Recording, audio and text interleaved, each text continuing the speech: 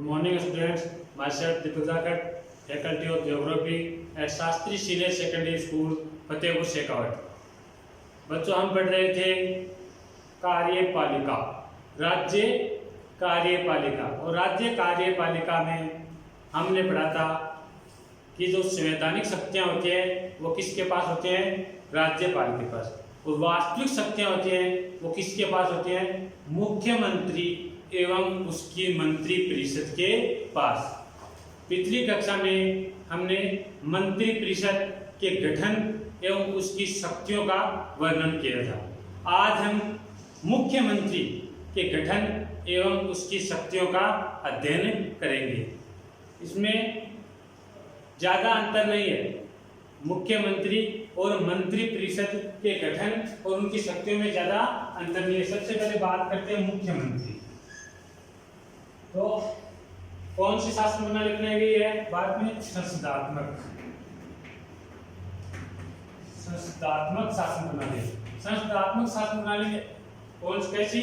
दोहरी कार्यपालिका होती है। कैसी? दोहरी। इसमें एक होता है नामांतर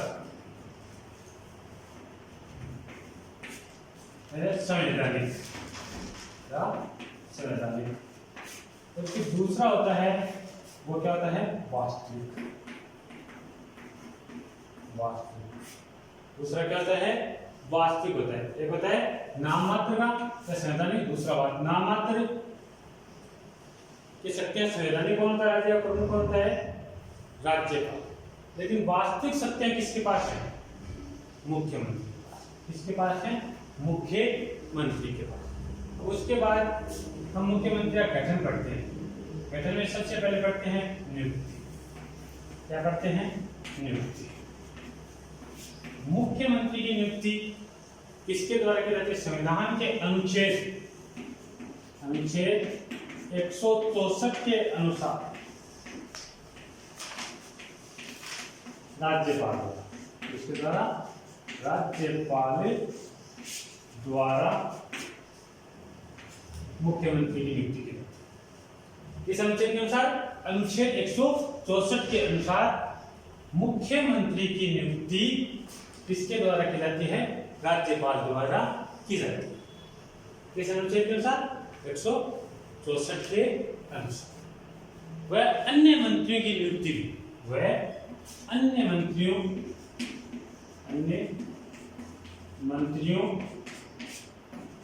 की नियुक्ति भी किसके द्वारा की जाती है? राज्यपाल द्वारा की जाती है। लेकिन किसके परामर्श पर की जाती है? मुख्यमंत्री के परामर्श पर की जाती है। किसके परामर्श पर की जाती है? मुख्यमंत्री के परामर्श पर की जाती है। उसके बाद हम बात करते हैं कि मुख्यमंत्री क्या कोई भी व्यक्ति बन सकता है? राज्यपाल किसी भी व्यक्ति को मुख्यमंत्री पद पर नियुक्त कर देगा? नहीं।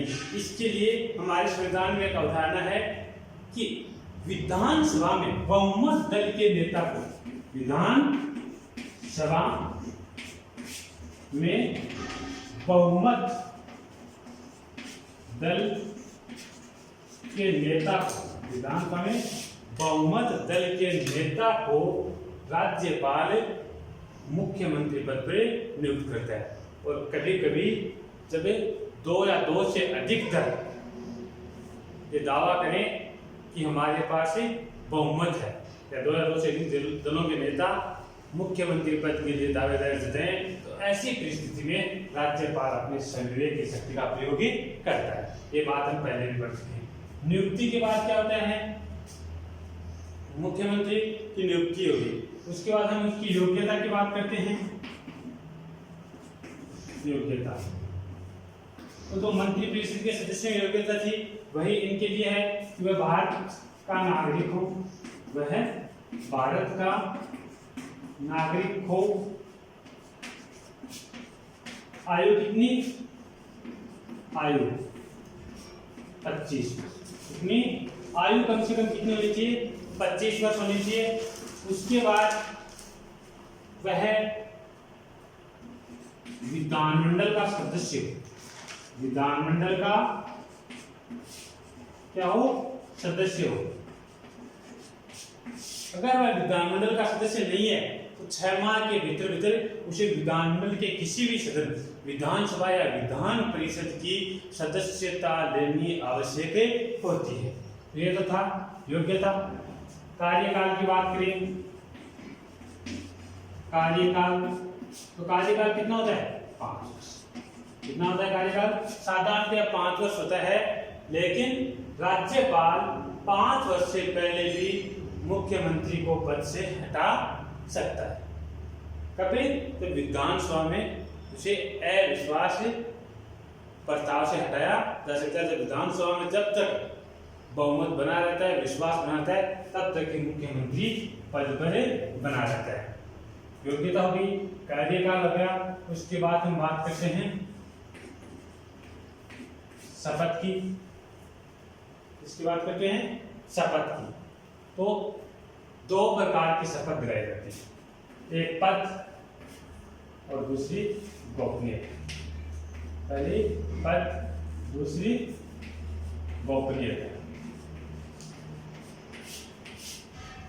एक तो अपने पद का कर्तव्य से पालन करेंगे और दूसरी मंत्रिपरिषद की समस्त कार्यवाही को गोपनीय रखने की शपथ ली जाती है।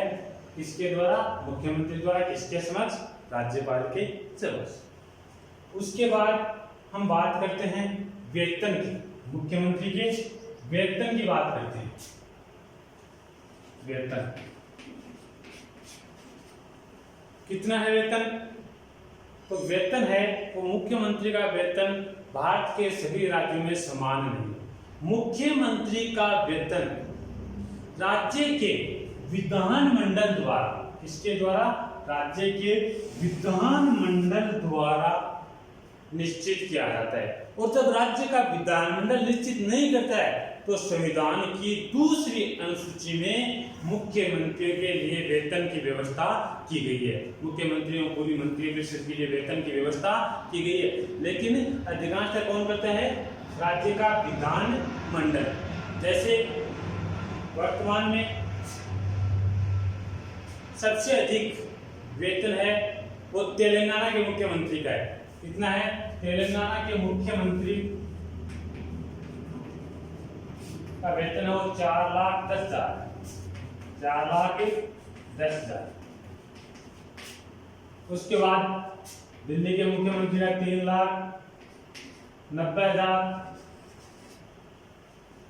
उसके बाद हम बात करें सबसे कम वेतन की। इसकी सबसे कम वेतन तो वो आपके त्रिपुरा का 1,05,000 है। 1,05,000 है वहां के मुख्यमंत्री का। उसके बाद राजस्थान के मुख्यमंत्री की बात करें 1,75,000 है। कितना? 1,75,000। यानी कि वेतन की बात करें तो वेतन क्या है? ये निश्चित नहीं है। भारत के सभी मुख्यमंत्रियों का वेतन राज्य के विधानमंडल द्वारा निश्चित किया जाता है। तो ये था मुख्यमंत्री का गठन। हम सबसे मुख्य बात है मुख्यमंत्री के कार्य और शक्तियां। गठन के बारे में वैसे आपकी किताब में अलग से नहीं दिया गया, मंत्रिपरिषद के साथ ही गठन किया गया है। यहाँ बात करते हैं मुख्यमंत्री के कार्य और शक्तियां। मुख्यमंत्री के कार्य व शक्तियां। पहला काम क्या है? पहला काम है मंत्रिपरिषद का निर्माण। क्या काम है? मंत्रिपरिषद का निर्माण। दूसरा, मंत्रियों का विभाजन व परिवर्तन। मंत्रियों का बंटवारा व परिवर्तन। तीसरा काम क्या होता है? मंत्रिमंडल का संचालन। चौथा काम मंत्रियों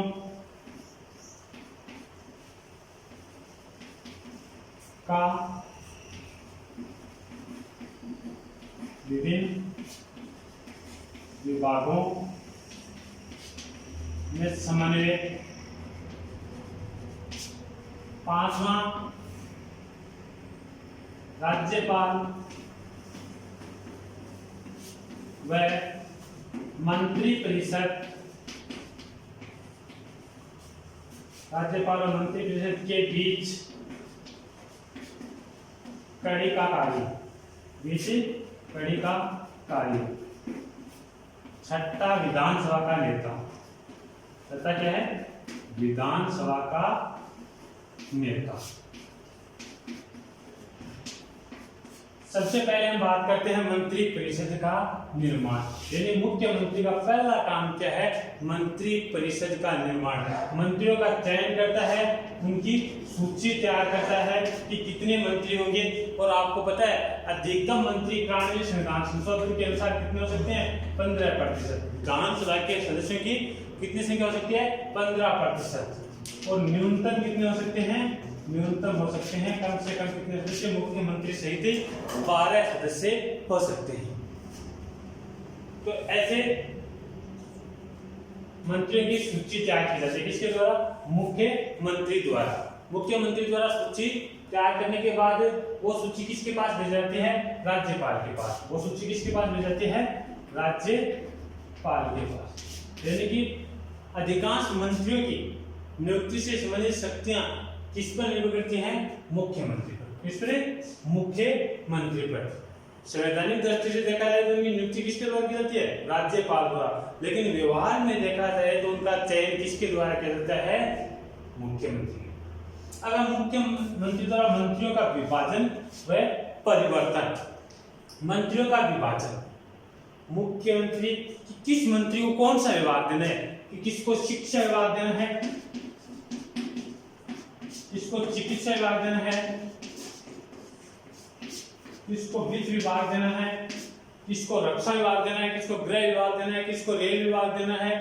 ये विभाजन करता है, बंटवारा करता है। और बंटवारा करने के बाद मुख्यमंत्री द्वारा उसमें परिवर्तन भी किया जा सकता है। यानी कि उसे शिक्षा मंत्री से हटाकर चिकित्सा मंत्री बनाया जा सकता है, चिकित्सा मंत्री से हटाकर क्या किया जा सकता है? रक्षा मंत्री बनाया जा सकता है, रक्षा मंत्री से उसे गृह विभाग दिया जा सकता है, गृह विभाग से उसे देवस्थान विभाग दिया जा सकता है। यानी कि उसमें परिवर्तन भी किया जा सकता है। उसके बाद मंत्रिमंडल का संचालन। तीसरी चीज कौन सी है? मंत्रिमंडल का संचालन। मंत्रिमंडल का संचालन का मतलब है कि मंत्रिमंडल की जो बैठक होती है, बैठक की अध्यक्षता किसके द्वारा की जाती है? अध्यक्षता कौन करता है? मुख्यमंत्री करता है। कौन करता है? मुख्यमंत्री करता है।